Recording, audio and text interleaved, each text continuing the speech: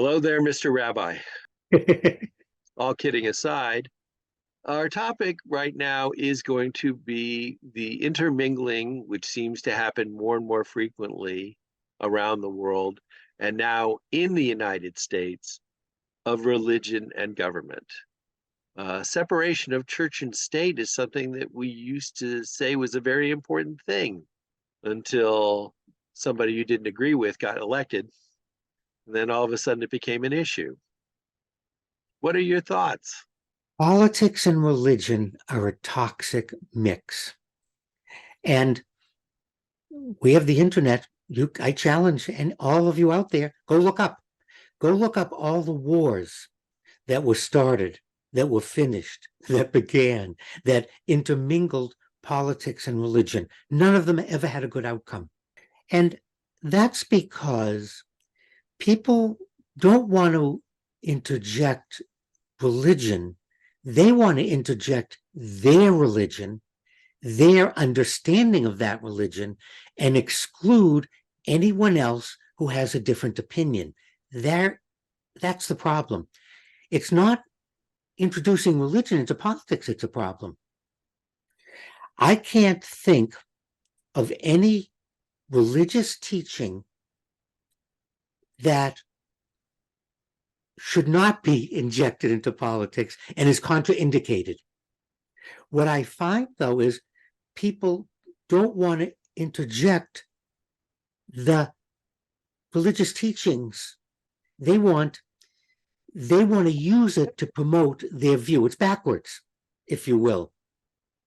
They start with their position, then they go looking for religious justification. We did a series on the Sermon on the Mount and the parallels in Judaism. Perfect. I don't think there was any element in the Sermon on the Mount that was contraindicated in Judaism or Islam or Buddhism or Hinduism. I'm not disagreeing with you, but whenever this topic comes up, what we usually come down to is we want our leadership in government to be moral and just. And then that definition of what is moral and just on a personal level is often interpreted by religion and our perspective.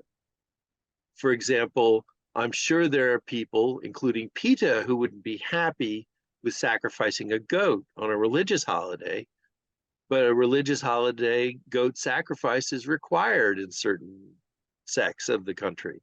But the same defense is used by snake handlers in the Appalachians who want people to be able to stick their children in baskets with rattlesnakes.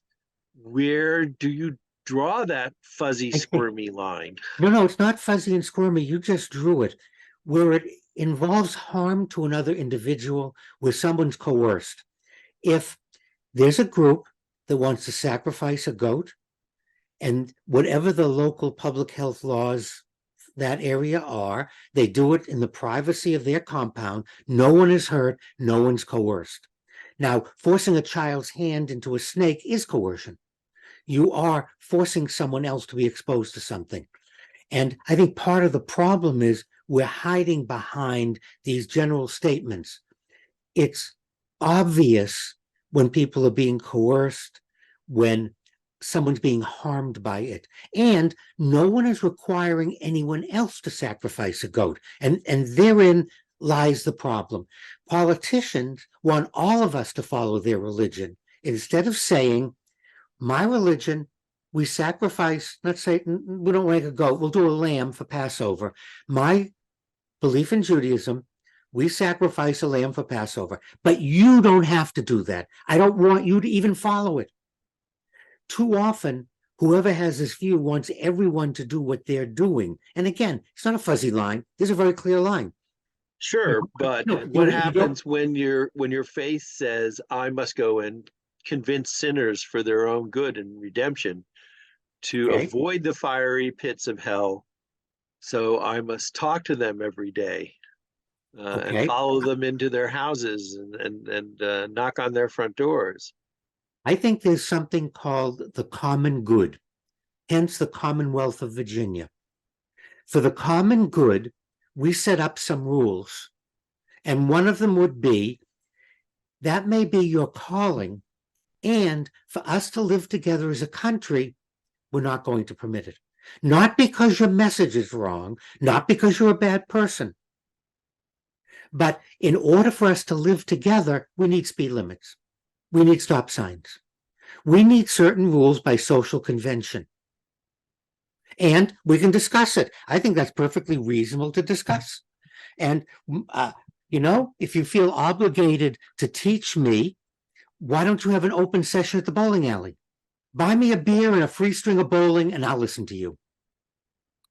You don't necessarily have to come. So we're right back again to the goal. It doesn't have to be done your way. We can do your goal.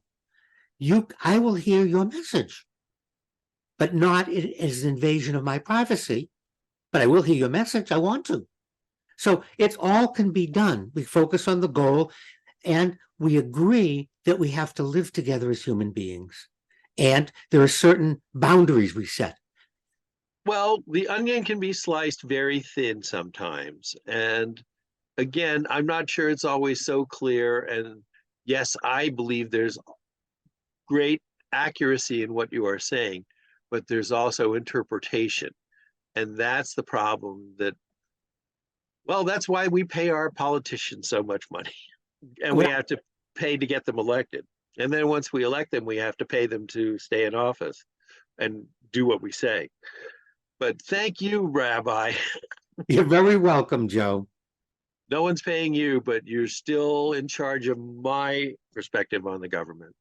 Thank you very much. I would offer up the history of the universe, pick any time, any place, and start Googling what happened to countries, politicians, and people when a specific religion in one specific form took over. You'll see the outcome was never good.